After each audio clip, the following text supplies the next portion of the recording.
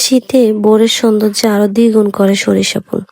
চারপাশে কুয়াশা, মাঝখানে হলুদ বর্ণের ক্ষেত, দেখতে ভালো লাগে। ভিডিওটা আজকে খুব ভোর থেকে শুরু করলাম। মানুষ এখনো উঠেই নেই, কিন্তু আমরা সবাই বের হয়েছি হাঁটতে। মানুষের গায়ে ঠান্ডা লাগলে কি হবে, হাঁসের তো আর ঠান্ডা নেই। ওরা ওদের জায়গা গন্তব্যস্থানে চলে আসছে। রাতটুকু ফলে ওরা খেতে চলে আসে, পানিতে চলে আসে।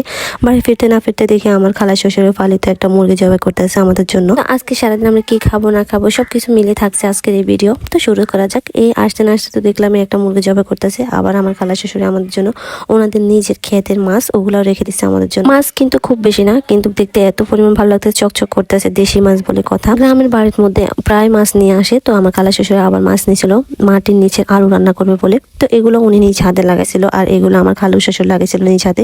এই যে সবাই কাটাকুটা করতেছে, এর মধ্যে আবার আমার খালু শ্বশুর আমাদের জন্য সিঙ্গারা ফাটাইছে যাতে আমরা সবাই মিলে খেতে পারি। দুপুরবেলার রেসিপি তো দেখলেনই, দেশি মুরগি, দেশি মাছ, মাটির নিচের আলু, সব দেশি দেশের খাবার। জানি না খেতে খেতে সবকিছু স্বাস্থ্যকর, একেবারে মোটা হয়ে যাবে এখানে খেয়ে। এর মধ্যে আবার আমার খালা শ্বশুরের শীতকালি পিঠা বানাতেছে। আমি জাস্ট বলছি আমি খাই না এবার, বাস। বিকেলবেলা পিঠা বানানো হয়েছে, এখন আবার বেগুনিয়া বানানো হচ্ছে, ক্ষেত থেকে আনা বেগুন, আর সাথে চা। কি বলবা, সুন্দর নাস্তা, মানে ভালোই লাগছিল খেতে। যাক, এই পর্যন্ত ছিল আমার আজকের ভিডিও। দেখার জন্য ধন্যবাদ।